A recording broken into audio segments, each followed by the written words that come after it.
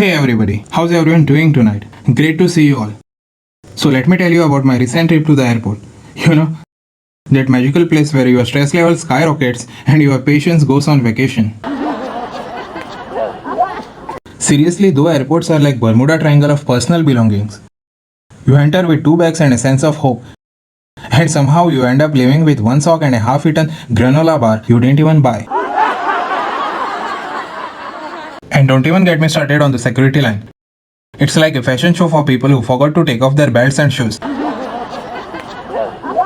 I always feel like I am on a catwalk, except instead of paparazzi, it's TSA agents giving me the side eye. But you know what's worse? The waiting game at the gate.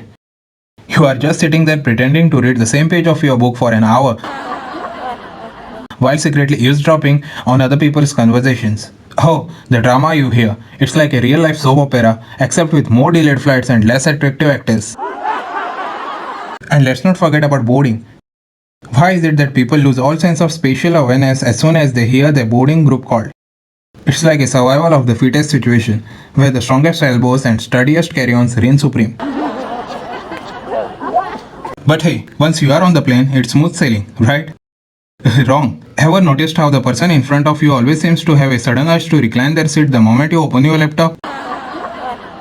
It's like they are trying to give you a chiropractic adjustment whether you want it or not. And don't even get me started on airplane food.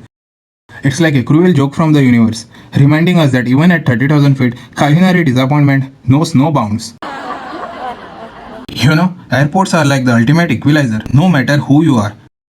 Rich, poor, famous or infamous. We all have to go through the same security line. It's like the great equalizer, except instead of justice, it dispenses body scans and shoe removal requests. And speaking of security, have you ever noticed how they are always coming up with new rules to keep us on our toes? Sir, you can't bring that oversized tube of toothpaste on board. Oh, sorry, I didn't realize I was planning a dental emergency at 30,000 feet. But hey, it's not just the security line that's a hassle. Ever tried to find a decent meal at an airport? It's like a scavenger hunt for edible food that won't bankrupt you. Sir, would you like a slice of pizza for the price of a small island nation?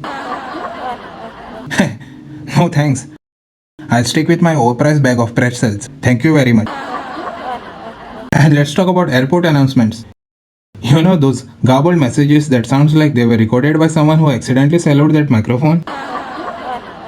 Attention passengers, flight 123 to somewhere has been delayed because, well, it seems even airplanes need to check the weather app before taking off.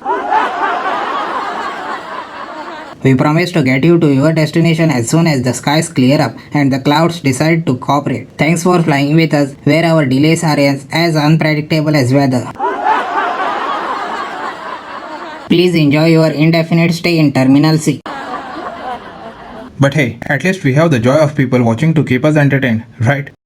You have got your business travelers, your overly enthusiastic vacationers, and of course, the family with 5 screaming children and a mountain of carry-on luggage. It's like a live-action sitcom, except you are the unwilling co-star. But the real magic happens at the gate, my friends. Ever notice how everyone suddenly becomes a mathematician when it comes to boarding groups? Excuse me, I am in Group A. Zone 1, Priority Platinum Plus Ultra. Step aside, peasants.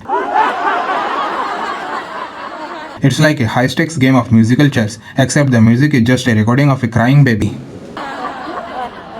And speaking of crying babies, let's talk about airplane sitting. Why is it that the person behind you always decides to kick your seat the moment you finally manage to fall asleep? It's like they are auditioning for a spot on the world's most annoying percussion ensemble. But hey, at least we have the pleasure of experiencing the wonders of airplane bathrooms. Right, please return to your seat until the seatbelt sign is turned off. Sure, let me just squeeze past the beverage cart, perform a gymnastics routine in the aisle, and dodge the flight attendant giving out peanuts like they are gold coins. Piece of cake, my friends. So have you ever noticed how airports have this strange ability to turn grown adults into amateur detectives? I mean, you are just minding your business waiting for your flight when suddenly you are Sherlock Holmes, trying to crack the case of the missing gate announcement. Let's see, is that a boarding call or someone's overly enthusiastic ringtone? The struggle is real, my friends.